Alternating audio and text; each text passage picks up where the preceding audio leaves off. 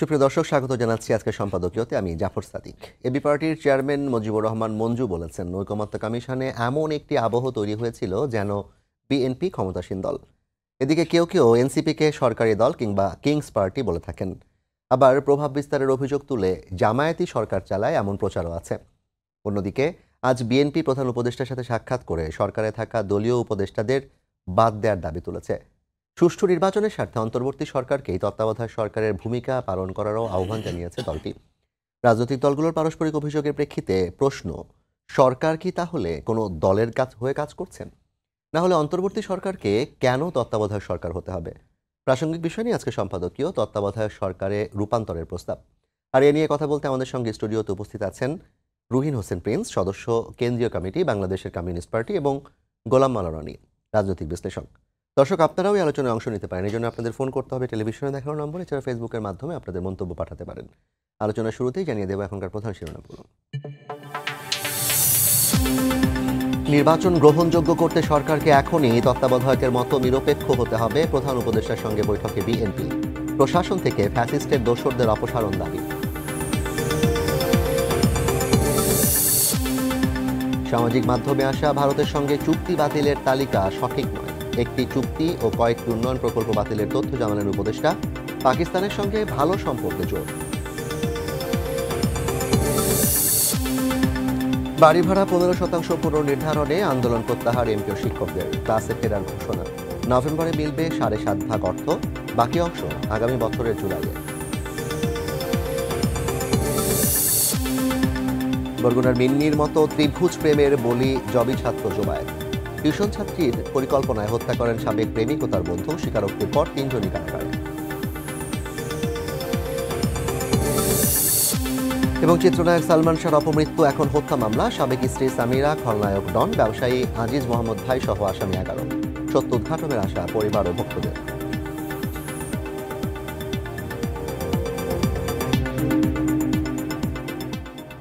রনি ভাই, প্রিন্স ভাই, আপনাদের স্বাগত জানাচ্ছি।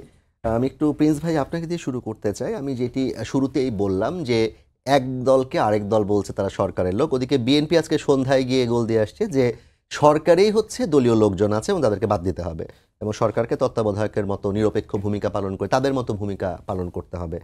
আসলে সরকার কি কোনো দলের? না হলে তত্ত্বাবধায়ক সরকারের মতো নিরপেক্ষ হওয়ার জন্য কি নতুন প্রযুক্তি কিংবা কি নতুন ব্যবস্থাপনা আনার সুযোগ আছে আসলে? ধন্যবাদ আপনাকে। আমি বিশিষ্ট আলোচক গোলাম মাওলা রনিকে ধন্যবাদ জানাই, যারা শুনছেন শুভেচ্ছা জানাই। আমার মনে হয় যে দুটি বিষয় আপনি আলোচনা তুলেছেন, দুটেই আমার বিবেচনায় প্রাসঙ্গিক। এই কারণে দেখেন, একটা সরকারের যে প্রশ্নটা আসছে, তারা অন্তর্বর্তীকালীন সরকার আমরা বলছি, কিন্তু ইতিমধ্যেই অন্তর্বর্তীকালীন সরকার হলেও এখানে অনেক উপদেষ্টা আছেন, তাদের কার্যক্রম, এমনকি আমার বিবেচনায় ডক্টর ইউনূস সাহেবেরও কার্যক্রম এক দলের পক্ষে সুনির্দিষ্ট করে না বললেও বিশেষ দল বিশেষ গোষ্ঠীর পক্ষে তাদের অবস্থানগুলো কিন্তু এটা পরিষ্কার। এটা মানে আমরা এটাকে কী বলে, জনগণ প্রতি তথ্য উপাত্ত এগুলো দেখলে বোঝা যাবে, বা বিভিন্ন সভা টভাতে তাদের অ্যাটিটিউড দেখলে কাদের পক্ষে মনে করছেন? যদি বলেন, আমি যেমন ধরেন সরকারের, তিনিই তো বললেন তার নিয়োগকর্তা কারা, এটা বলেছে। সুতরাং একটা যদি বলেন, প্রথম নানা সময় দেখা যায় তাদের প্রতি তার স্নেহের পাল্লা ভারী। এখানে দেখা যায় জামাত ইসলাম অন্য, তাদের যে সমর্থন বিভিন্ন সময় সেটার পাল্লা ভারী। আপনি দেখবেন যে কথায় কথায় চলে যাওয়া, ডাকাই, আর ধরে নেয় যে বিএনপি আগামীতে ক্ষমতায় আসবে, সুতরাং তাদের প্রতি বিশেষ নজর এটা থাকে। সুতরাং এই জায়গাগুলো আছে। শুধু তাই না, আপনি কথা বললেন বলেই পরিষ্কার করে বলে দিই আজকে না, এটাকে দেখবার বলেছি, এই যে ঐকমত্য কমিশন বা অন্য জায়গাগুলোতে যখন সভা, যেমন এই অগাস্ট মাসে সম্ভবত, যদি আমি ভুল না করি, জুলাই মাসের সেই দিকে অগাস্টে একটা সময় উনি হঠাৎ করে চাইলেন যে ঐকমত্য কমিশন উনি এসে কথা শুনবেন। ভালো, সব দল তো আছে, ওনারই তো 30টা দলকে ডেকেছেন। তো ওনারা একেবারেই বললেন, যিনি পরিচালক, যে প্রধান উপদেষ্টার অভিপ্রায় অনুযায়ী, শব্দটা অভিপ্রায় বলেছেন, উনি 3 দলের কথা শুনবেন, এবং ওই যে 3 দলের নাম আপনাকে বললাম। তাহলে আমি বললাম যে শুধু দল না বলেই যদি বলতে পারি দল বা গোষ্ঠীর প্রতি ওনার পক্ষপাতিত্ব বা এটাই পরিষ্কার, মানে প্রসঙ্গক্রমে বললাম। কিন্তু যে আলোচনা আসছে, আমি যদি ওইখানে যাই, আমি পরে যে মঞ্জুর ভাইয়ের কথাটা আসতে পারি, যে যাই যদি, যে আমরা যে নির্বাচনটা চাই, নির্বাচনকালীন আমাদের বিবেচনায়, যেমন সিপিবি বামপন্থীরা প্রথম থেকে আমরা বলে আসছি যে আমরা নির্বাচনকালীন একটা সরকার চাই, যে নামই দিক না কেন। ঠিক আছে, এখন তো এটা তো আমরা জানি যে এটা হবে হচ্ছে তত্ত্বাবধায়ক সরকার।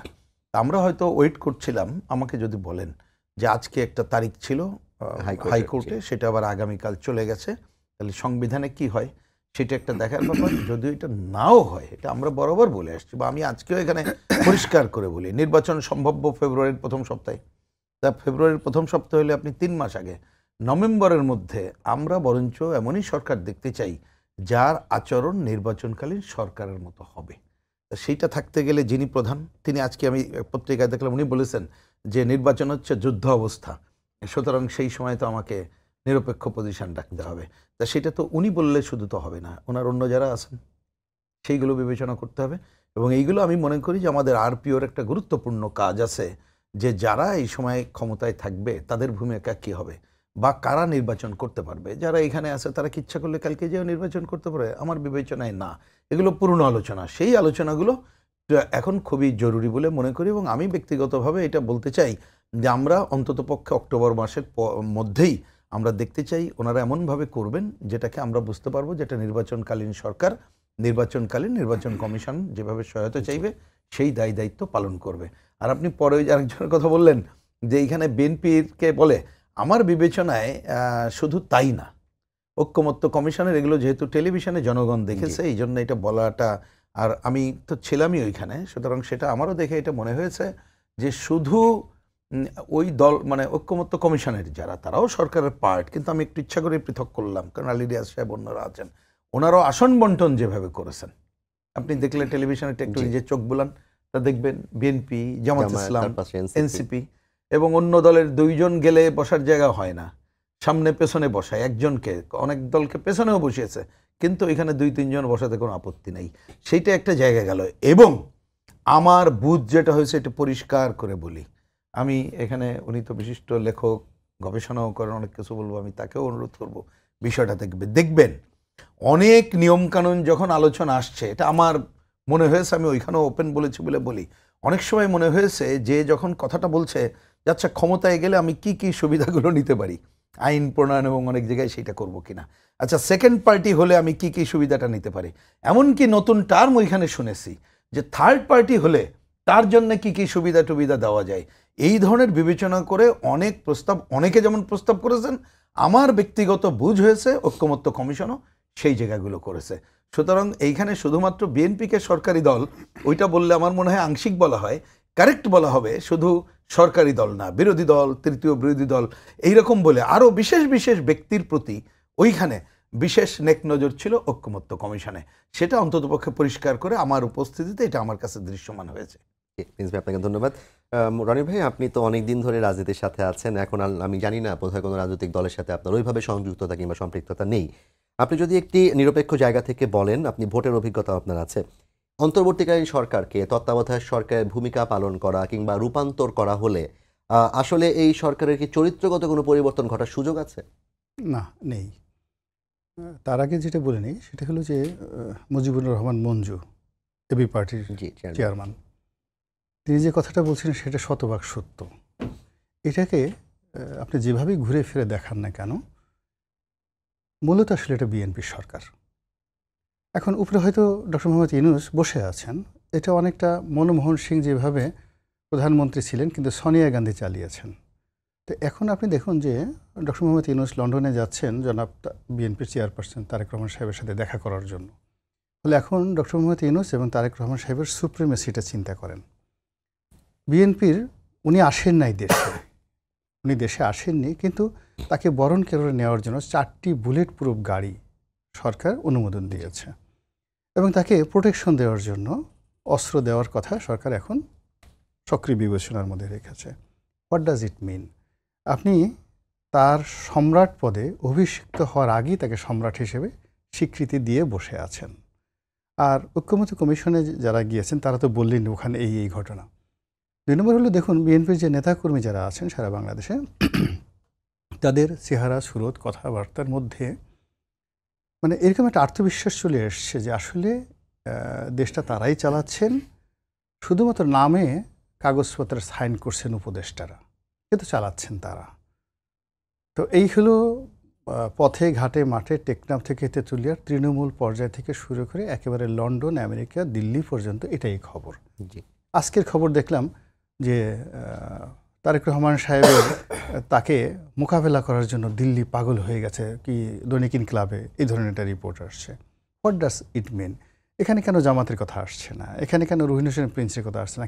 বা ইভেন ডক্টর মোহাম্মদ ইউনূসের কথা আসছে না? এখানে মূল ব্যক্তি হিসেবে সবাই তারেক রহমান সাহেবকে ভবিষ্যতের প্রধানমন্ত্রী, ভবিষ্যতের রাষ্ট্রনায়ক, আপনি যাই মনে করেন না কেন, ওটা ধরে নিয়ে পক্ষে বিপক্ষে বাংলাদেশের রাজনীতি চলছে। যারা এর পক্ষে আছেন তারা তারেক রহমান সাহেবকে নেতা বানানোর জন্য, রাষ্ট্রনায়ক বানানোর জন্য, প্রধানমন্ত্রী বানানোর জন্য, জীবনের একেবারে শহীদ হওয়ার জন্য জেহাদে কুল্লিয়া ঘোষণা করে ফেলেছেন। অন্যদিকে যারা বিরোধিতা করছেন তারা কিন্তু তারেক রহমান সাহেবকে ঠেকানোর জন্য নয়, তারা হলো তারেক রহমান সাহেবকে ভয় দেখিয়ে, বাধ্য করে, লোভ দেখিয়ে কি করে একটু বেশি সুযোগ সুবিধা নেওয়া, একটু সুযোগ নেওয়া যায়, কটা সিট বেশি পাওয়া যায় কিনা, কিংবা একটু নিরাপত্তা পাওয়া যায় কিনা, দুটা ব্যবসা পাওয়া যায় কিনা, 10টা পদ পদবি পাওয়া যায় কিনা। এটা হলো এই মুহূর্তে আমরা প্র্যাকটিক্যালি বাস্তবে যে অবস্থাটা দেখছি। আর যদি আপনি থিওরিটিক্যালি ধরেন যে এখন রাজনীতি সরকার কেমন চলছে, আপনি এটাকে একটা কম্পিউটারের সঙ্গে তুলনা করতে পারেন। তো সেক্ষেত্রে পুরো হার্ডওয়্যার, একটা কম্পিউটারের যে পুরো হার্ডওয়্যার সিস্টেমটা বিএনপি। যদি সফটওয়্যার ধরেন, সফটওয়্যারের মধ্যে কিছু কিছু সফটওয়্যার জামাতের। আর যদি আপনি এটাকে ক্যাসিং ধরেন, ক্যাসিংটা সম্ভবত ডক্টর মোহাম্মদ ইউনূস এবং উপদেষ্টা মণ্ডলী, এর বাইরে আমার কাছে মনে হচ্ছে না। ফলে একটা কুলিং ফ্যানটা কারা ক্যাসিং এর? একটা কুলিং ফ্যান যারা আছে সেটা হলো, এটা আপনি নতুন একটা জিনিস বলছেন, যেহেতু হার্ডওয়্যার, তো আমি বিএনপি বলছি, এখানে কুলিং ফ্যানটাও হার্ডওয়্যারের মধ্যে পড়বে বিএনপি। অর্থাৎ বিএনপি যেভাবে বাতাস দিচ্ছে ওভাবেই সরকার উত্তেজিত হচ্ছে, বিএনপি যেভাবে বাতাস দিচ্ছে ওইভাবে সরকার ঠান্ডা হচ্ছে, বিএনপি যেভাবে ভয় দেখাচ্ছে ওভাবে সরকার ভয়ে তটস্থ হয়ে যাচ্ছে। ফলে এখানে যেহেতু আমি হার্ডওয়্যারটা পুরোটা বিএনপিকে দিয়ে দিয়েছি, ফলে কুলিং ফ্যানটাও বিএনপির মধ্যে পড়ে গেছে আর কি। এই হলো আমার ব্যক্তিগত অভিমত সরকার সম্পর্কে, রাষ্ট্র সম্পর্কে। আর আপনি একেবারে সর্বশেষ যেটা বললেন যে এই সরকার, মানে তত্ত্বাবধায়ক সরকার, অন্তর্বর্তীকালীন সরকার, বা এরা যদি তত্ত্বাবধায়ক সরকার রূপান্তরিত ভালো একটা নির্বাচন করতে পারবে কিনা। আমাদের বাংলাদেশ তো আসলে সব সম্ভবের দেশ, এখানে অনেক কিছু ঘটে যায় অলৌকিকভাবে, অলনে ছাড়েন। আমরা তো এই বাংলায় ডক্টর মোহাম্মদ ইউনূস, আমরা দোয়া করেছি যে উনি বাংলাদেশের প্রধানমন্ত্রী হোক বা ওনার মতো মানুষ রাষ্ট্রনায়ক হোক, কিন্তু উনি যে আদৌ হতে পারবেন আমাদের দেশে কেউ আমরা বিশ্বাস করতে পারিনি। আমাদের দেশে এখন ধরেন সার্জিস, হাসনাত, যে সমস্ত জাতীয় নেতার নাম আসছে, নাসিরুদ্দিন পাটোয়ারি, আক্তার, বিশ্বাস করেন আজ থেকে 12 মাস আগে, 14 মাস আগে বাংলাদেশের কোনো মানুষের মাথায় আপনি যদি এরকম বড় বড় গজাল দিয়ে, সবচেয়ে বড় বুদ্ধিজীবী আমাদের ধরেন ফরহাদ মাজহার, তো ফরহাদ মাজহার সাহেবের মাথার উপর একটা গজাল দিয়ে বড় হাতুড়ি দিয়ে পিটিয়ে পিটিয়ে যদি আপনি বলতেন বের করেন তো এই 15 দিন পরে বাংলাদেশে হাসনাত নামে কেউ আসবে কিনা, উনি পাগল হয়ে যেতেন, কিন্তু নাম বলতে পারতেন না। তো অলৌকিকভাবে দেখেন আমরা কতগুলো জাতীয় নেতা পেয়েছি আমাদের দেশে যারা উপদেষ্টা মণ্ডলীতে এসছেন। এরা যে এইভাবে হঠাৎ করে উপদেষ্টা মণ্ডলীতে আসতে পারেন এটা তো আমরা কখনো স্বপ্ন কল্পনা করিনি, অলৌকিকভাবে ঘটে গেছে। এরপরে ধরুন এই যে অন্য যা কিছু হচ্ছে একটার পর একটা ঘটনা, কোনোটার সাথে আপনি বাস্তবতার কোনো মিল খুঁজে পাবেন না, আকাশ কুসুম কল্পনা আর রিভার্স বাস্তবতা। এরপরে নির্বাচন নিয়ে, ইলেকশন নিয়ে আপনি যখন ডক্টর মোহাম্মদ ইউনূস আসলো, আপনি বিশ্বাস করেন, আমি তো যতটুকু রাজনীতির অভ্যন্তরীণ খবর রাখি, বিএনপি কিন্তু মনে প্রাণে রাজি ছিল এবং তারা ধরেই নিয়েছে যে 3-4 বছর এইভাবে আসলে শান্তিপূর্ণভাবে চলবে, তারপরে একটা নির্বাচন হবে, এর মধ্যে আমরা একটা স্টেডি একটা অবস্থা পাবো, সেফ এক্সিট হবে, হ্যাঁ সব কিছু রিভার হবে। কিন্তু দেখুন এই সরকার যে এত ব্যর্থ হবে বা এত ফেল করবে এটা বিএনপিও স্বপ্নে কল্পনা করতে পারেনি। ফলে তারা বিএনপি করলো কি, সেই 2024 ডিসেম্বরের মধ্যে কিন্তু তারা দাবিনামা করলো যে 25 ডিসেম্বরের মধ্যে নির্বাচন দিতে হবে। আর এখন পরিস্থিতি এমন হয়ে গেছে যে ডক্টর মোহাম্মদ ইউনূসের কাছে যদি স্কোপ থাকতো, উনি এই 2025 সন চলছে তো, 25 সনের নভেম্বর মাসে নির্বাচন দিয়ে 1 তারিখে নির্বাচন দিয়ে উনি যদি 2 তারিখে চলে যেতে পারতেন, উনি প্রথমেই উমরা করতে চলে যেতেন যে আল্লাহ আমাকে এর থেকে রক্ষা করেছো, এখন তোমার প্রতি একটা শুকরিয়া আদায় করছি, সারা জীবন যা কিছু করছি আস্তাগফিরুল্লাহ, এরকম একটা অবস্থা চলছে। আবার দেখুন এখন জামাত এবং বিএনপি এরকম একটা সংঘর্ষের মধ্যে চলে গেছে, শারীরিক মানসিক। যেখানে সেখানে মারামারি, অদ্ভুত অদ্ভুত মারামারি। নোয়াখালীতে দেখলাম একটা মসজিদ নিয়ে মারামারি হয়েছে, ভীষণ রকম বিভৎস মারামারি হয়েছে। এই যে এখানে পুরনো ঢাকাতে এক প্রেমিকা নিয়ে মারামারি হয়েছে, একটা ছেলে মারা গেল।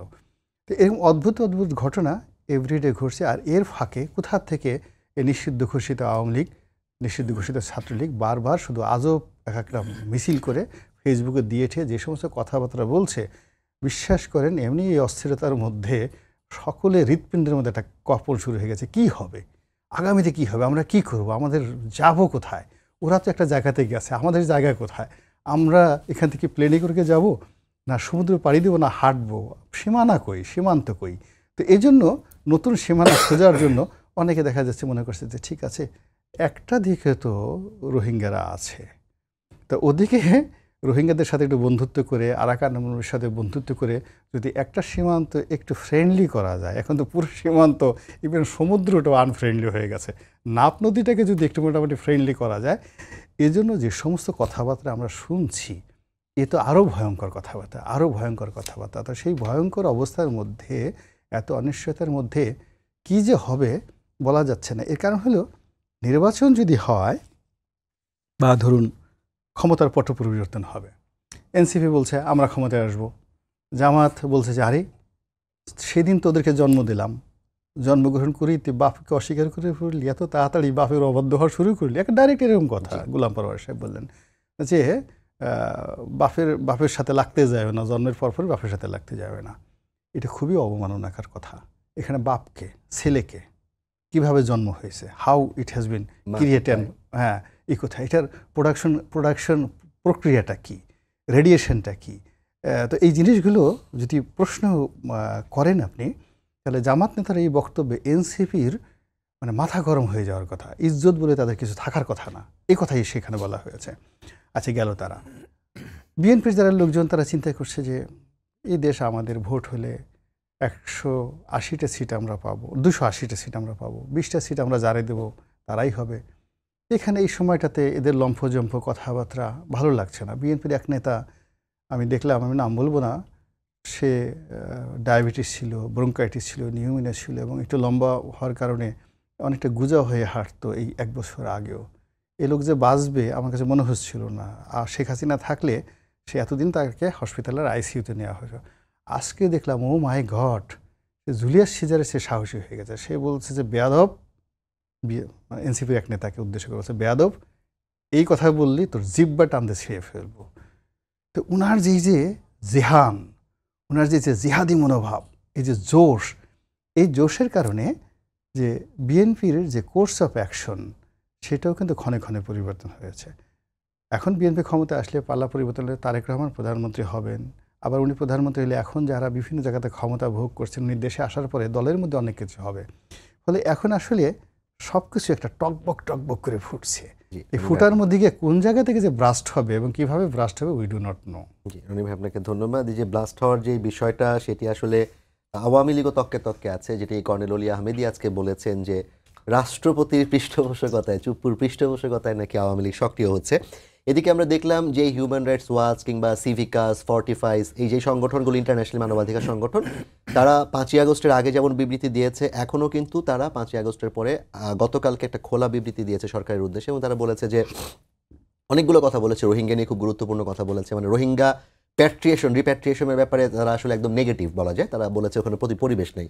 এর বাইরে বাংলাদেশের জন্য গুরুত্বপূর্ণ হচ্ছে যে আওয়ামী লীগের যারা কিনা অপরাধের সাথে যুক্ত না, তাদের কার্যক্রমে করার কিংবা স্বাধীনতা দেওয়া লাগবে সরকারের কাছে, তারা দাবি জানিয়েছে। মৃত্যুদণ্ড প্রত্যাহার করতে বলেছেন। তো সব কিছু মিলিয়ে সরকার কি আসলে আওয়ামী লীগকে যেভাবে করে সবাই মিলে, বিশেষ করে বিএনপি সহই, প্রত্যাবর্তনের ব্যাপারে বিচারের আগে পুরোপুরি নাকচ করে রেখেছে, আন্তর্জাতিক চাপ, আওয়ামী লীগের অভ্যন্তরীণ কর্মকাণ্ড, দেশের মানুষের বিরক্তি, এসব কিছু মিলিয়ে কি আসলে সরকার এই চাপ সামলাতে পারবে আওয়ামী লীগের বিরুদ্ধে?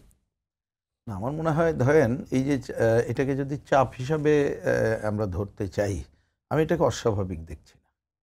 কারণ এই ধরনের অর্গানাইজেশন তারা এক একটা সময় একটা বললেও এটা এই ধরনের বলতেই পারে। এমনকি জাতিসংঘের যে রিপোর্টটা, সেখানে এত বড় হত্যাযজ্ঞ, তার সাথে শেখ হাসিনার জড়িতটাকে যেভাবে সুনির্দিষ্ট করা হয়েছে, যতটুকু দেখার সুযোগ হয়েছে, কিন্তু আবার পরবর্তী হত্যাকাণ্ড এবং তাদের নিষিদ্ধ যে জায়গাগুলো, যে সেটাকে নিয়ে তো অন্য কথাগুলো বলেছে, এবং সেই ধারাবাহিকতার পার্ট হিসাবে এটা আমরা দেখতে পারি।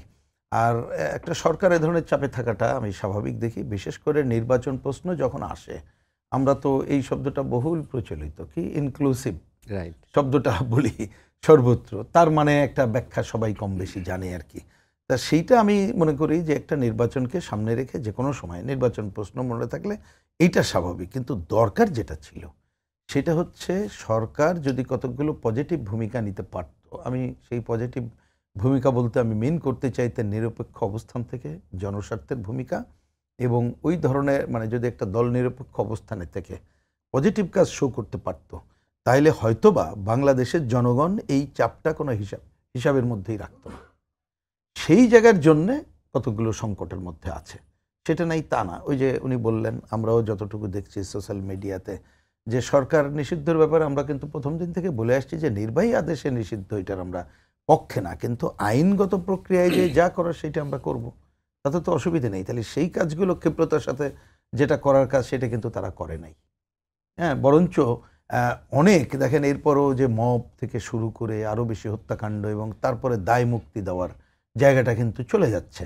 কিন্তু আমি যে অপশক্তি দমনের জন্য জনগণকে সাথে নিয়ে বা যে নীতিনিষ্ঠ অবস্থানে থেকে করব, তার থেকে বরঞ্চ এই যে কতকগুলো মানে কি বলবো জনজীবনের স্বস্তি ফিরিয়ে আনার জন্য সে মব দমন অন্য জায়গাগুলো কিন্তু সে করতে পারেনি। সুতরাং এই ধরনের পরিস্থিতি থাকলে তো ওই ধরনের সুযোগ তো চলে আসবে। কিন্তু সেই জায়গার থেকে আমার প্রধান পয়েন্টটা হচ্ছে এই যে নির্বাচন আমরা যখন যে মুহূর্তে এখন কথা বলছি, আমাদের সামনে অন্য কোনো, কারণ যে কোনো সময় উনি যেটা বলেছেন বাস্ট আউটের কথায়, সেই সংকট তো প্রতি মুহূর্তে থেকে যাচ্ছে, এটা মনে রাখতে হবে। তার মধ্যে খালি পতিত গ্রুপ না, আমাদের আধিপত্যবাদী সাম্রাজ্যবাদী বিষয়গুলো এটা আছে, এবং ভূ রাজনীতিটা আমাদের আলোচনায় আসছে না কম, কিন্তু বলতে পারেন এটা খুবই জরুরি। কিন্তু সেইটা যে কোনো সংকট যে কোনো সময় করতে পারে। তাহলে আপনাকে তো সেই জায়গায় উত্তরণের জন্যে আপনার অন্তত পক্ষে একেবারে নীতিনিষ্ঠ অবস্থানে থেকে অন্যদেরকে আস্থায় নিয়ে কাজটা করতে পারবেন। হ্যাঁ, যদি আমি খুবই খুশি হই, যেটা গোলাম মোল্লা রনি তার আকাঙ্ক্ষার কথা বলেছেন যে ইউনূস সাহেব যদি 1 ফেব্রুয়ারি করে চলে যেতে পারতেন ভালো হতো, নভেম্বরে করে, সরি 1 নভেম্বর, হ্যাঁ 1 নভেম্বরই বলেছেন। তা আমি তো মনে করি যে উনি যদি এখনও হিসাব করেন তাহলে এটা উনি আরও আগে আনার চেষ্টা করতে পারেন। কারণ নির্বাচন কমিশনে সেদিন দেখলাম যে ওনাদের সচিব এবং অন্যান্য বাহিনীর সাথে মিলাই বলল যে এটা সংকট হবে না। আর আমরা জানি আমরা তো 100% ওই রকমের ভালো বিবেচনা করলে এখন আমরা পারবো না, কিন্তু এখানে রাজনৈতিক দলসহ অন্যদেরকে কতগুলো পার্টিসিপেটরি পজিশনে নিয়ে, আমি এই পার্টিসিপেটরি বলছি আচরণবিধি সহ অন্যান্য বিষয়গুলোর মেন করছি, আমি ভোটটা মেন এই মুহূর্তে করছি না। তাহলে সেইটা যদি আমরা করার দিকে যেতে পারি এবং দ্রুত সময় করতে পারি, সেটাই অনেক বেশি সুবিধাজনক হয়, যে অন্ততপক্ষে একটা জনগণের প্রত্যক্ষ ভোটে নির্বাচিত প্রতিনিধিদের হাতে আপনি ক্ষমতা তুলে দিতে পারলেন। কারণ সেইটাও কিন্তু আমাদের অনেক বড় সংস্কারের কাজ এবং বড় বড় অগ্রগতির কাজ হবে। এর বাইরে দাবি করে যাচ্ছে যে তাদের প্রধানমন্ত্রী শেখ হাসিনা হচ্ছে বৈধ প্রধানমন্ত্রী এখন পর্যন্ত। আচ্ছা, আমি বলি যে সেইটা কেন বলছি, কারণ সরকার তো একেবারেই এক ধরনের তালগোল পাকিয়ে ফেলেছে, মানে তার পক্ষে কোনোটাই এখন কোনো কিছু অগ্রগতির জায়গায় যে সম্ভব বলে এটা মনে করা মানে সম্ভব না। আর ওইটা যেটা বললেন তো আমরা প্রথম দিন থেকে দেখছি, এবং এইগুলো ঘটবে কেন কত আরও ভালোভাবে জানেন, ভালোভাবে বলতে আমি শব্দগুলোর বলতেছি কোন কোড, সেইটা হবে এই সরকারের ফেলিওর যত বেশি চোখের সামনে আসবে তত বেশি আপনি ওই শব্দগুলো আসবে। দেখেন প্রসঙ্গক্রমে বলি, আপনি এই সরকার গঠনের আগে 106 সেই অনুচ্ছেদ অনুযায়ী সুপ্রিম কোর্টের পরামর্শ অনুযায়ী করলেন, এটাই তো আমরা জানতাম, এখনও জানি, তাই শপথও তো সেইটাই নিয়েছে। কিন্তু আপনি দেখেন ঐক্যমত্য কমিশনের যে সনদের নামে যেটা আমরা যার স্বাক্ষরকারী হইনি কিন্তু অনেক পয়েন্টের সাথে একমত, তারা ভূমিকায় প্রথমে এটা লিখেছিল যে 106, পরে তারা ভূমিকা থেকে ওটা বাদই দিয়ে দিয়েছে। এখন যাবেন কোথায়? এখন কোথায় যাবেন আপনি বলেন? এখন কোথায়? তা আপনি তো সংকট দেখে আপনার সরকারই তৈরি করতেছে, এই দায়িত্ব জনগণ নেবে না। সুতরাং এখন আমি জানি না যে নতুন নতুন কথা আসবে, জনগণের অভিপ্রায়, খালি অভিপ্রায় শব্দটা দিয়েই কি আপনি সব কাজ করতে পারেন? আমি জানি না, মনে হয় না এটা না। তাইলে কিন্তু এই যে বাস্ট আউটের কথা আসছে বলে আমি এটা কোট করছি, আপনি দেখবেন এটা নানামুখী সংকট তৈরি করবে, সেটা কিন্তু সামলানোই আরেক ধরনের ঘটনাগুলো ঘটবে। এবং এখন এইটা আরও বেশি কঠিন কেন, আপনি যদি আশপাশের দেশগুলোর পজিশন দেখেন, ভূ রাজনৈতিক অবস্থা দেখেন, তাহলে চারিদিকে একটা অস্থিরতার জায়গা যাচ্ছে। সেই অস্থিরতার মধ্যে দ্রুততর সময় আর দেরি না করে নিরপেক্ষ অবস্থান বজায় রেখে একটা নির্বাচনী যাত্রায় জনগণকে নিয়েই সামিল হওয়াটা খুবই জরুরি। অন্তত তখন কেউ বলতে পারবে না যে অনির্বাচিত সরকার দেশ চালাচ্ছে। এটাই হচ্ছে প্রধান বিষয়। জি রনি ভাই, নির্বাচন নিয়ে কথা হচ্ছিল, জুলাই সনদের কথাও আসলো। আমরা দেখলাম জুলাই সনদ স্বাক্ষরের পর প্রধান উপদেষ্টা ভাষণের এক পর্যায়ে বললেন রাজনৈতিক দলগুলো বসে ঠিক করতে হবে তারা কিভাবে নির্বাচন করবেন। তাৎক্ষণিকভাবেই সালাউদ্দিন আহমেদ পরবর্তীতে সাংবাদিকদের উত্তর দিয়েছেন, এটা উনি কেন বলেছেন উনি জানেন না, সংবিধানের নির্বাচনের প্রক্রিয়া বলা আছে সেইভাবেই নির্বাচন হবে। তো এখন অন্তর্বর্তী সরকার, তত্ত্বাবধায়ক সরকার, এই যে আলোচনা, এর বাইরে নির্বাচন পদ্ধতি নিয়ে আলোচনা, আপনার কি মনে হয় প্রধান উপদেষ্টা আসলে কি মিন করতে চেয়েছেন, নাকি এটি আসলে কোনো ধরনের ইঙ্গিত রাজনৈতিক দলগুলোর প্রতি? দুর্ভাগ্যজনক হলেও সত্যি আমাদের মহামান্য প্রধান উপদেষ্টা প্রধানমন্ত্রীর পদমর্যাদা আছেন, দিন যত যাচ্ছে ওনার কথা, ওনার কমিটমেন্ট, এর যে গুরুত্ব কমতে কমতে এখন রিভার্স হয়ে গেছে। তিনি বিদেশে যাচ্ছেন, মিটিং করছেন, ডাকছেন, বৈঠক ডাকছেন, সবাই আনাকুম জানাকুম যাচ্ছেন আসছেন, কিন্তু ওখান থেকে কোনো ফল বেরোচ্ছে না এবং ওখান থেকে কোনো আশাবাদ হচ্ছে না, রেজাল্ট ওরিয়েন্ট হচ্ছে না। এমনকি দেখুন এত রাগঢাক করে, এত টাকা খরচ করে রাষ্ট্রের এই সময়টাতে বিশাল একটা আয়োজন হলো এই জুলাই সনদ স্বাক্ষরের, কিন্তু এখন পর্যন্ত আমরা যেভাবে বিশ্লেষণ করি এটা স্বাক্ষর করার ফলে এ জাতির কী উপকার হলো এবং আগামীতে কী উপকার হবে আর কার কী ক্ষতি হলো, আওয়ামী লীগের কী, এটার ফলে আওয়ামী লীগের কী ক্ষতি হবে আর সরকারের কী উপকার হবে, আপনি এটার সারা দিন 130 পিপা নস্যি নিয়ে যদি সবাই বসে 100 বছর গবেষণা করেন, আপনি 2টা পয়েন্ট বের করতে পারবেন না, একটা পয়েন্ট বের করতে পারবেন না। এটার ফলে খালি বলতে পারবেন যে অনেকগুলো কাগজ নষ্ট হয়েছে, কলম নষ্ট হয়েছে, আর ওখানে বসে বসে যারা নিজেদের টাকা খরচ করে বাস্তবায়নের রূপরেখা না হলে কাগজ ছাড়া তো আর কিছু রাইট। তো এখন এই দিক থেকে যেটা হলো যে আমাদের খুব বাস্তবতায় ফিরে আসতে হবে, সবাইকে সত্য কথা বলতে হবে।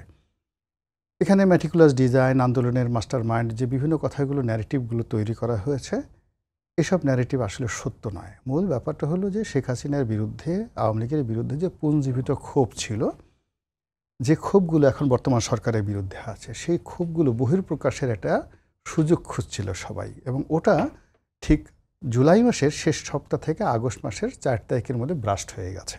এটা হলো বাস্তবতা।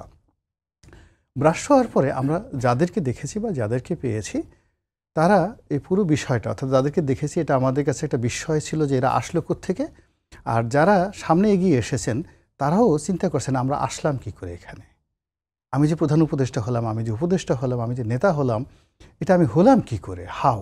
এই বিস্ময় তাদের প্রায় 1 মাস 1.5 মাস সময় চলে গেছে শুধুমাত্র বিস্ময়ের ধাক্কা কাটাতে। দেন দে স্টার্ট ড্রিমিং। তারপর তারা শুরু করলো স্বপ্ন দেখা। সেই স্বপ্ন কি, ডক্টর মোহাম্মদ চিন্তা করলেন যে আমি তো সেই 1/11-এর ওই সময়টাতে আগের একটা রাজনৈতিক দল গঠন করার চেষ্টা করেছিলাম, আমি ফেল করেছি। তো এইবার যেহেতু আমি এটা সুযোগ পেয়েছি, লেটস ট্রাই অ্যাগেন, আমি আবার শুরু করি। তখন এই যে দেখেন এনসিপির ধারণা আসলো। এখন আপনি এটাকে যতই বিভিন্ন মোড়কে বোঝার চেষ্টা করেন, কিন্তু এটা যে ডক্টর মোহাম্মদ ইউনূসের একটা ব্রেন চাইল্ড ডিজায়ার, এটা বাংলাদেশের একটা তেলাফুকা, সে খুব সহজে বলে দিতে পারবে, মুখস্থ। ফলে কি হচ্ছে, এই পার্টিটার নাম হয়ে গেল কিংস পার্টি। তো কিংস পার্টি হওয়ার কারণে তারা রাজার মতো সুযোগ সুবিধা পেল। সুযোগ সুবিধা পাওয়ার পরে এবং তাদের মুরব্বী হিসাবে, কিংস পার্টির মুরব্বী হিসাবে, পিতা হিসাবে, গার্ডিয়ান হিসাবে, কাস্টোডিয়ান হিসাবে তাদেরকে সমস্ত সাপোর্ট পিছন দিক থেকে দিল জামায়াত ইসলামী বাংলাদেশ। এটাই সত্য, এর বাইরে একটা বিন্দু মিথ্যা নাই। এরপর এভাবে চলতে থাকলো। চলতে থাকার পরে সমস্যা কী হলো, ডক্টর মোহাম্মদ ইউনূস বুঝে গেলেন যে এই এনসিপিকে দিয়ে তার অভীষ্ট লক্ষ্য অর্জন করা সম্ভব নয়, সেফ এক্সিট সম্ভব নয়, এবং এরা আমার স্বপ্নকে বাস্তবায়ন করে আগামীতে সরকার গঠন করে আমাকে রাষ্ট্রপতি বা প্রধানমন্ত্রী বানাবে, এটা শুয়ের পিছন দিয়ে উঠ ঢোকা যতটা কঠিন তার চেয়ে কঠিন।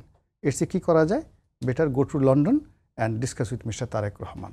একেবারে অল অন এ সাডেন উনি ইউ টার্ন নিলেন, যেটা ওনার আগের সিদ্ধান্তের মধ্যে ছিল না। ফলে কী হলো, ডক্টর মোহাম্মদ ইউনূসের সঙ্গে এবং জামাতের সঙ্গে, এনসিপির সঙ্গে যে সম্পর্কটা ছিল সেটা ধীরে ধীরে কমে গেল, অবিশ্বাস তৈরি হয়ে গেল। সেই অবিশ্বাস তৈরি হওয়ার সাথে সাথে আবার কি হলো, এই যে এনসিপিকে যদি আপনি ধরেন পুত্র, জামাতকে যদি বাপ ধরেন বা বাবা ধরেন বা ফাদার ধরেন, জামাতের দাবি অনুযায়ী এদের মধ্যেও বিশ্বাস অবিশ্বাস অনাস্থা সৃষ্টি হয়ে গেল। জামাতের ছোট ছোট যারা নেতা আসেন তারা বলার চেষ্টা করলো আমরাই তো ওদেরকে বানিয়েছি, আমরা ওই সময় আশ্রয় দিয়েছি, টাকা দিয়েছি, অর্থ দিয়েছি, বিত্ত দিয়েছি, লোকবল দিয়েছি, আর ওরা বলে যে না তোমরা কিছুই দাওনি। তো এটা পিতার জন্য, একটা পিতার জন্য এর সাথে অপমান আর কিছু হতে পারে না। যখন সন্তান বলে যে তুমি আমাকে জন্মই দাও নাই, আই এম নট ইউর সান, তো বুঝেন যে সেই পিতার রাগ কী পরিমাণ হয়। তো ওই দিক থেকে যদি চিন্তা করেন যে এনসিপির যারা নেতৃবৃন্দ রয়েছেন তাদের প্রতি জামাতের যে রাগ এখন কোন পর্যায়ে রয়েছে, আমি আগের বার বলছি টগবগিয়ে ফুটছে। এই টগবগিয়ে ফুটার সে যদি আরও কিছু কিছু থাকে, মানে আরও অধিক গিয়ে ফুটে। আমি জানি যে এই পৃথিবীর সবচেয়ে উত্তপ্ত জায়গা হলো যেখানে আপনার ওই ভূমিকম্পর ওই যেটা অগ্নুৎপাত ঘটে। তো অগ্নুৎপাতের আগে যে ম্যাগমাগুলো ফুটতে থাকে, ওখানে পৃথিবীর সবচেয়ে বেশি উত্তপ্ত অবস্থায় থাকে, যেটাকে আমরা টগবগিয়ে বলি। কিন্তু এর সাথে 1000 গুণ টগবগিয়ে ফুটতে থাকে সূর্যের কেন্দ্রে হিলিয়ামগুলো যখন পরস্পরের সঙ্গে মারামারি করে এবং ফুটতে থাকে। ওটাকে কি বলে বাংলা ভাষায় এখনও আবিষ্কার হয় নাই। তো এখন বাপ এবং তাদের আধ্যাত্মিক সন্তান, এদের মধ্যে যে বিরোধ, আপনি চিন্তা করেন যে এই বিদেশি কিছু ইউটিউবার আছে যারা মনে করতো আমরাই হলাম গিয়া এই আন্দোলনের মাস্টার মাইন্ড, আমরা যদি ওখানে বসে এগুলো না বলতাম, উত্তেজিত না করতাম, তাহলে এটা কি হতো। তারাও এখন দেখলো যে আল্লাহ আমাদের তো, আমরা নিজেদেরকে বাপ বলে ঘোষণা করছি, আমাদেরকে এখন আর কেউ মানছে না। দেশে আসার পর আমাদের কেউ ডাকে না, দেশে আসার পর ডাকে না, বা দেশেও আসতে বলে না। আগে যা কিছু $200-500 দিত তাও এখন দেয় না। ফলে দেখেন সব জায়গায় পিতা পুত্রের সম্পর্কটা নষ্ট হয়ে গেছে। সেই নষ্ট হওয়ার ফলে কি হলো, আপনি একটা ব্রিজ করলেন, সেই ব্রিজের পিলারের সাথে মূল স্ট্রাকচারের সম্পর্ক নেই, পিলারের সাথে মাটির সম্পর্ক নেই। তাহলে ব্রিজের অবস্থা কি, ব্রিজের উপর যে গাড়িগুলো থাকে সেটার অবস্থা কি, আর ওই নদীর অবস্থা কি, যাত্রীর অবস্থা কি। এখন পুরো দেশের যে স্ট্রাকচারটা, সেটা civil bureaucracy, military bureaucracy, judiciary, the finance, the banking, at the same time the political party as well as the master। আমরা কাউকে নিজেদের অজান্তে প্রভু বানিয়ে ফেলেছি। সেই নামগুলো বলতেও আমার কাছে লজ্জা লাগে। একটা স্বাধীন সার্বভৌম দেশে যখন ডিপ স্টেটের কথা আসে, যখন বলা হয় দিল্লি না পিন্ডি, পিন্ডিও না, দিল্লিও না, এই স্লোগান কেন আসবে? স্বাধীনতার এত বছর পরে আমাকে কেন পিন্ডির কথা বলতে হবে? স্বাধীনতার এত বছর পরে কেন দিল্লির কথা বলতে হবে? যে দিল্লির দাসত্বের জন্য আওয়ামী লীগকে আমরা তাড়ালাম, আওয়ামী লীগ চলে গেল, আমরা তো তাড়াই নেই, ওটা আল্লাহ ব্যবস্থা করে দিয়েছে। তো আবার সেই দিল্লির কথা কেন আসবে? এখন কেন দিল্লি স্টারের কথা আসবে? এখন কেন দিল্লির চরের কথা আসবে? ফলে কি হলো দেখেন, ঘুরে ফিরে আমরা সেই যে আধারের বা তিমিরে অন্ধকারের মধ্যে যে থেকে যায়, পুঞ্জীভূত অন্ধকারের মধ্যে, আমরা ঠিক সেই পুঞ্জীভূত অন্ধকারের মধ্যে আছি। গ্রামের অঞ্চলে আমরা ছোটোবেলায় দেখলাম যে গ্রামে হারিয়ে যায়, ধান খেতে হাট থেকে আসার সময় বলে যে আমাকে বুবে ধরেছে, বা আমাকে ওই কিসে যেন কানা না কি যেন বলে। তো এখন পুরো জাতিকে মনে হচ্ছে কানায় ধরে ফেলেছে। এখন আমরা কি ডানে যাব না বামে যাব? আমাদের সেই সেনাপ্রধান, তিনি সেই ক্যান্টনমেন্টের ভিতরে থাকলেও আমরা সমালোচনা করছি, কেন বাইরে আসলেন তাও সমালোচনা করছি। তিনি কেন লালমনিরহাট গেলেন সেটা নিয়ে আমাদের বিরাট আগ্রহ। আবার তিনি কেন বঙ্গভবনে গিয়া সুপ্র সাহেবের সাথে দেখা করলেন, আবার ডক্টর মোহাম্মদ ইউনূসের সঙ্গে সস্ত্রীক গিয়ে দেখা করলেন, কাজটা কি ঠিক হলো? এই যে জিনিসগুলো যে আমরা আলাপ আলোচনা করছি, ইট মিনস আমরা আমাদের দিশা হারিয়ে ফেলেছি। ধন্যবাদ রনি ভাই। আমাদের সময় একদম শেষ পর্যায়ে। প্রিন্স ভাই, আমাদের হাতে 3 মিনিট সময় আছে। আমি একটু ভিন্ন প্রসঙ্গে আসতে চাই, যেহেতু জামায়াত নিয়ে অনেকক্ষণ ধরে কথা হলো। জামায়াত নেতারা কিন্তু বরাবরই বলছেন যে ছাত্র সংসদের মতো দেশীয় যখন নির্বাচন হবে, ভোট বিপ্লব হবে, জামায়াতকে মানুষ ক্ষমতায় নিয়ে আসবে। এটি আসলে কতটা বাস্তবসম্মত বলে আপনার এখন পর্যন্ত ধারণা? এটি নিয়ে আমরা বারবারই বলেছি, আরেকবার একটু জানতে চাই। না, আমার মনে হয় না যে এটা একেবারেই বাস্তবসম্মত। আপনি যে জায়গাগুলোতে নির্বাচিত হয়েছে, আপনি ওইখানকার চেহারাগুলো যদি দেখেন, তাহলে কি তাদের রাজনীতি কি ওইখানে টকবক করছে? মোটেই না। সুতরাং আমি একটা সিমটমের জন্য কথাটা বললাম। এখানে হয়তো নানামুখী কার্যক্রমের জন্য এটা হয়েছে, সেটা হয়তো বড় বিবেচনার দাবি রাখে। তবুও একটা কথা বলি, যেটা মনে রাখা দরকার, দীর্ঘদিন কিন্তু অগণতান্ত্রিক শাসনে কোনো রাজনৈতিক চর্চা ছিল না। সুতরাং অগণতান্ত্রিক শাসনে এই ধরনের শক্তি বেড়ে উঠতে পারে এক, কিন্তু তারা যারা আপনি বিভিন্ন উপাসনালয় ব্যবহার করে সেটাই, আর অজস্র টাকার ভিত্তিতে যে তথাকথিত সমাজ কল্যাণমূলক কাজে নানা কাজ হয়তো বা তারা কার্যকরী করেছে, এবং এইখানে হয়তো অন্যান্য যেহেতু কোনো ছাত্র সংগঠনগুলোর ওই ধরনের প্রচেতনা ছিল না, এই নতুন প্রজন্ম এটা জানে না, সেটা হয়েছে।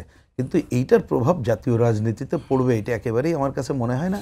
কিন্তু আমি একটা কথা খালি হিসাবের মধ্যে পড়ি, আজকেও যেমন আমার কথা হচ্ছিল, বিভিন্ন জেলা উপজেলায় যে খবরাখবর নিজেও যখন যাই, তাতে হচ্ছে তারা গ্রামে গঞ্জে বিভিন্ন জায়গায়, এটা অভিযোগ জনগণের, যে ব্যাপক অর্থর ছড়াছড়ি সেই কাজটা তারা করছে, সেটি একটি ব্যাপার। আর একটা হচ্ছে যাদেরকে এই যে বললেন খুবই কারেক্টলি, তো এই অ্যাড্রেসটা বরাবরই আমরা করে আসছি, যে বাস্তবে আওয়ামী লীগের কর্তৃত্ববাদী স্বৈরাচারী শাসনের বিরুদ্ধে মানুষের ক্ষোভের বহিঃপ্রকাশটাই তো ঘটেছে, যে যার জায়গা থেকে আর কি। এখন সেই ধরনের শক্তি অনেক জায়গায় গেলে দেখা যাবে মামলা দিচ্ছে বিএনপি, দখলদারিত্ব বিএনপি, আর শেল্টারটা দিচ্ছে তারা। এবং তারা যেভাবে একসময় আওয়ামী লীগের শেল্টারে ছিল, এখন তারাই শেল্টার দিয়ে তারা নানাভাবে একটা হয়তো এরকম পজিশন নেওয়ার চেষ্টা করছে। কিন্তু আমার ব্যক্তিগত বুঝ হচ্ছে, যদি ন্যূনতম গণতান্ত্রিক পরিবেশ নিশ্চিত করে আমরা নির্বাচনী যাত্রায় সামিল হতে পারি, তাহলে এই সুযোগ কোনোই পাবে না। এটা মনে রাখতে হবে। আমরা নির্বাচন কেটে বলে একটু শেষ করি, আমরা কতগুলো কথা কিন্তু বলি যে ভালো নির্বাচনের জন্য যেমন আপনি টাকার ছড়াছড়ি বন্ধ করতে হবে, পেশি শক্তি বন্ধ করতে হবে, ভয়ের রাজত্ব বন্ধ করতে হবে, প্রশাসনিক কারসাজি বন্ধ করতে হবে, একইভাবে সাম্প্রদায়িক প্রচার প্রচারণা কঠোরতার সাথে বন্ধ করতে হবে। সেটা না হলে কিন্তু আপনি কোনো লেভেল প্লেইং ফিল্ড পাবেন না। আর তারা যে কথা এখন মানুষের সামনে ফেরি করছে যে এই অন্য দল ক্ষমতায় ছিল, আমরা ছিলাম না। তরুণ প্রজন্ম জানেন ৭১-এ কারা ক্ষমতায় ছিল, কাদের মন্ত্রিত্ব ছিল, কারাই রাজাকার আলবদর বাহিনী গঠন করেছিল। এবং এমনকি পরেও বিএনপির সময়ে যে তারা যে মন্ত্রিত্ব ছিল, ওই মন্ত্রিত্বের আমলে ৭ ট্রাক অস্ত্র বলেন, আদমজি জুট মিল বন্ধ বলেন, তখন এই দায়িত্বে কারা ছিল? তারাই তো ছিল। এই কথাটা তো সত্য না। সুতরাং জনগণ তাদেরকেও দেখেছে। সুতরাং যেভাবে মার্কেটিং করতে চাইছে জন্য দলকে দেখিনি এবার একটা দেখি, এইটা যে একেবারেই সঠিক তথ্য না। জনগণের কাছে যদি গণতান্ত্রিকভাবে এই কথাগুলো বলা যায়, তাহলে আমার মনে হয় না যে তারা নির্বাচনে যে সুযোগটা ওরা মনে করছে যে বিশ্ববিদ্যালয়ের কলম। অনেক ধন্যবাদ প্রিন্স ভাই আপনাকে। রনি ভাই, আপনার কাছে আসার সুযোগ হলো না। আমরা প্রত্যাশা করি যে গণতান্ত্রিক যে উত্তরণ প্রক্রিয়ার উত্তরণের যে যাত্রা, সেই যাত্রা দ্রুততম সময়ে হলে যত ষড়যন্ত্র কিংবা সমালোচনাই হোক না কেন, আমরা সত্যিকারের অর্থে একটি ভালোভাবে অন্তত বেঁচে থাকার স্বপ্ন দেখার সুযোগ পাবো। সবাইকে ধন্যবাদ জানিয়ে শেষ করছি আজকে সম্পাদকীয়। আগামীকাল আবারও দেখা হবে একই সময়। দেখার আমন্ত্রণ রইল। শুভরাত্রি।